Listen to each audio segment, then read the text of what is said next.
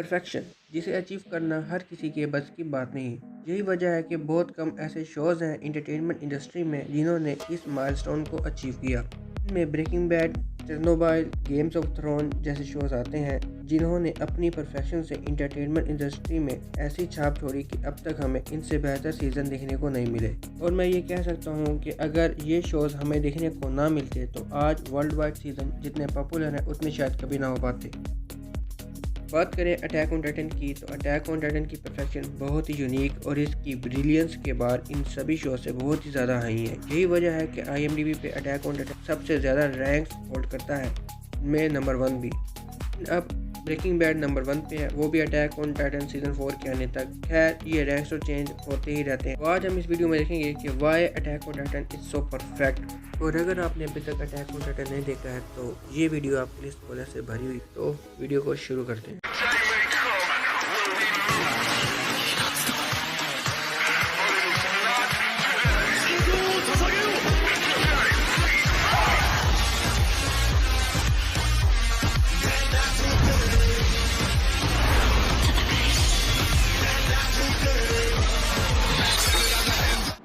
Attack on Titan की story एक well written story है जिसे हाजिमे इसायामा ने लिखा है और इसकी एग्जीक्यूशन बहुत ही कमाल की है। From story telling point of view attack on Titan ने जो अचीव किया है, आई डोंट नो कि आने वाले सालों में कोई भी एनिमी इसे कैसे सरपास करेगा। स्टोरी जहां से शुरू होती है और जहां पर आके सारे इवेंट रिकम्बाइन होते हैं वो सच में बहुत ही ज़्यादा mind blowing. Attack on Titan की स्टोरी बहुत ही ज़्यादा ग्रैंड है जिसकी स्टोरी हर सीज़न के साथ इवॉल्व होती जाती है और इसका हर सीज़न पिछले सीज़न से बहुत ही ज़्यादा शानदार होता है। लाइक सीजन 1 में हमें दिखाया गया कि टाइटन्स कौन है, वो किस तरह के दिखते हैं और वो क्यों लोगों को खाते हैं। सीजन 2 में हमें बड़ी बड़ी रेवोल्यूशंस दिखाई गई। सीजन 3 पार्ट 1 में हमें पॉलिटिक्स दिखाएगी कि किस तरह से एक इंसान दूसरे इंसान की जनें काटने पर लगा हुआ है। सीजन 3 पार्ट 2 जो 2019 में आया था जिसने सभी शोज को परफेक्शन के मामले में बहुत पीछे छोड़ दिया और मेरा नहीं ख्याल मुझे इसे डिस्क्राइब करने की ज़रूरत है। AOT के कैरेक्टर्स बहुत ही ज़्यादा रियल और ह्यूमनॉइड हैं, अनलाइक डेथ नोट की तरह जहां लाइट और एल बहुत ही ज़्यादा एक्स्ट्रा ऑर्डिनरी थे और इस तरह के कैरेक्टर रियल वर्ल्ड में न होने के बराबर ही होते हैं। लेकिन AOT के यूनिवर्स में आप अपने आप को पाते हो। यही वजह है कि आप इन सभी कैरेक्टर से बहुत ही ज़्यादा रिलेट कर पाते हो। जब भी कोई कैरेक्टर मरता है, चाहे वो हीरो हो या विलन, आपके दिल में उसके लिए सिंपैथी पैदा हो ही जाती है। इन कैरेक्टर्स को बहुत ही ज़्यादा डिटेल में हमारे सामने प्रेजेंट किया जाता है। जब भी कोई कैरेक्टर किसी भी एक्शन को परफॉर्म करता है तो उसके पीछे कोई ना कोई स्पेसिफिक रीज़न ज़रूर होती है। एरविन स्मिथ एक लेजेंडरी कमांडर है जिसके प्लान हमेशा परफेक्ट और कामयाब साबित होते हैं। ये सच में किसी हाइप मशीन से कम नहीं। इसी तरह लीवाई जो कि एक बैडएस कैप्टन है और अगर इसकी तलवार एक बार कमान से बाहर निकल आए तो ब्लड का टेस्ट किए बगैर वापस नहीं आती। इसी तरह आर्मिन, मिकासा और बाकी कैरेक्टर अपने आप में बहुत ज़्यादा स्पेशल है। और इस शो का मेन कैरेक्टर एरन जो बहुत ही ज़्यादा अनोइंग है और इसकी आंखों में से पानी ऐसे ही निकलता है जैसे छोटे बच्चे की नोनों में से। वो अलग बात है कि यही सीजन 4 में सबकी आंट फाड़ देगा। और जिस तरह से एरन की कैरेक्टर डेवलपमेंट होने वाली है उसे देखकर एक बात तो कंफर्म कि बहुत से लोगों की DP चेंज होने वाली है। AOT अपने व्यूअर्स को हाइप के जिस लेवल पे ले जा चुका है, मेरा नहीं ख्याल कि कोई और शो इस लेवल तक पहुँचा है। इवन इसके आसपास भी नहीं आता। इस तरह की हाइप दूसरे शोज को क्रिएट करने में 7 से 8 एपिसोड लग जाते हैं, वही हाइप AOT अपने पहले ही एपिसोड में क्रिएट कर देता है, वो भी बेटर वे। लाइक पहले ही एपिसोड में हमें ये दिखा देना कि 3 वॉल्स और इसके बाहर ह्यूमैनिटी एग्जिस्ट नहीं करती और ये वॉल बेसिकली ह्यूमंस को टाइटन से बचाने के लिए बनाई गई हैं। और पहले ही एपिसोड में हमें टाइटन्स दिखा दे और one of the biggest spoiler colossal Titan को भी पहली एपिसोड में दिखा देना। सच में इस तरह के गढ़ सिर्फ अटैक ऑन टाइटन में ही पाए जाते हैं। इस वर्ड को मैं इस तरह से डिस्क्राइब करूंगा कि एंड गेम जिसे सबने देखा है, तो एंड गेम का वो सीन जब सभी हीरोज इकट्ठे होते हैं और कैप्टन अमेरिका ये कहता है कि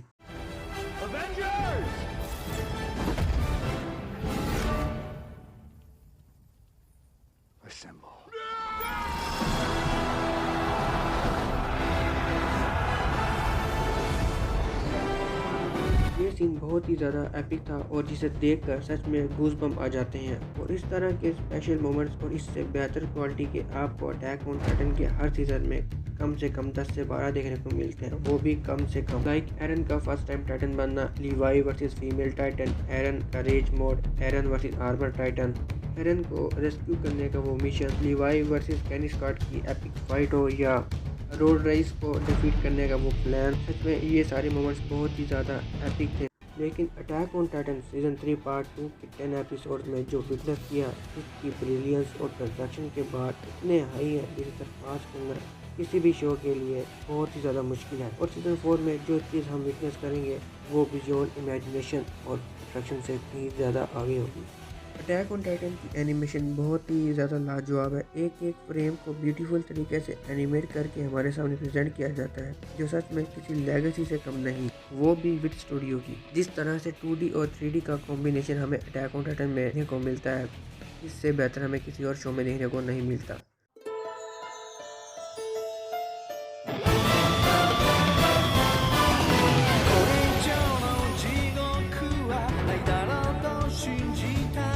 जिस तरह से attack on Titan sound track use करता है, इस तरह का यूज़ मैंने किसी और शो में नहीं देखा। इसका एक एक बैकग्राउंड म्यूजिक उस सीन के साथ प्योरली इंसाफ करता है, उस सीन की हाइप को चार चांद लगाने का काम करता है। वो इमोशनल सीन हो या फाइट सीन या epic scene, soundtrack of attack on Titan are lit. Attack on Titan का एक एक डायलॉग अपने आप में बहुत ही ज़्यादा डीप मीनिंग रखता है और इसका हर एक सीन इस वर्ल्ड की क्रूअल रियलिटी को डिस्क्राइब करता है। लाइक एपिसोड 1 में जब टाइटन एरन की मदर को खाने वाला होता है तो उसकी मदर उससे कहती है कि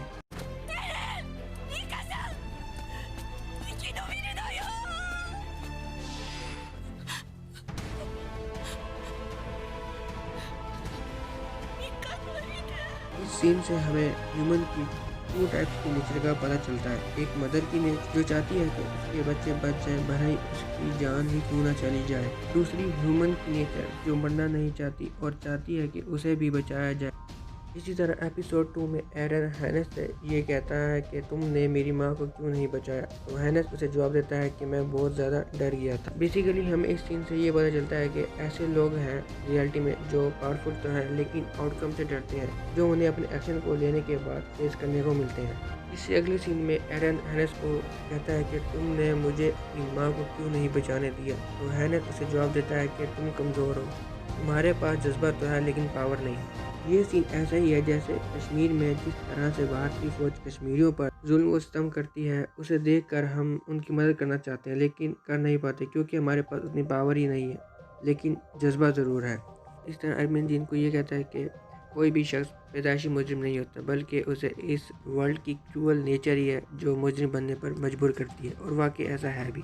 इसी तरह जब कोलोसल टाइटन और आर्मर टाइटन की आइडेंटिटी रिवील होती है तो उस टाइम पे जो एरन के एक्सप्रेशन होते हैं वो इस चीज़ को ट्रूली डिस्क्राइब कर रहे होते हैं कि जब कोई ऐसा शख्स जिस पर आप सबसे ज़्यादा भरोसा करते हैं उसे अपनी हर बात बताते हो और एंड में वही आपको धोखा दे, तो सच में वो चीज़ एरन की आंखों में साफ साफ नज़र आ रही और उसके एक्सप्रेशन इस चीज़ को ट्रूली डिस्क्राइब कर रहे थे। बाकी शोज जो पॉइंट हमने डिस्कस की हैं इनमें किसी न किसी पॉइंट पर मार खाते हैं, लेकिन अटैक ऑन टाइटन इन सभी पॉइंट्स में बहुत ही ज़्यादा स्पेशल है, जो इसे बाकी शो से बहुत ही ज़्यादा यूनिक और एक परफेक्ट शो बनाता है। अगर सीजन 4 में सब कुछ ठीक ठाक रहा, अटैक ऑन टाइटन आपको हर प्लेटफॉर्म पर टॉलर स्टैंड करता हुआ नजर आएगा, चाहे वो बात माई एनिमलिस्ट की या IMDb की या शो ऑफ द ईयर या show off the decade. Attack on Titan आपको ताला स्टैंड करता हुआ नजर आएगा।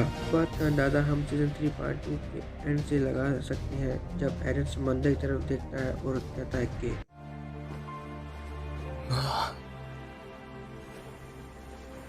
向こうにいる敵全部殺せば俺たち自由になれるのか。 तब उसकी वॉइस काफ़ी ज़्यादा काम होती है और उसका फेस भी काफ़ी ज़्यादा काम होता है। एरन का अरविंद के साथ में ओशन देखने का सपना था और अब जब दोनों ने साथ में ओशन देख लिया है तो अब एरन का सपना सिर्फ ओशन देखना नहीं है और एरन का ड्रीम है फ्रीडम, और वो फ्रीडम मिलेगी ओशन के उस पार जो एनिमी है उसे हरा के।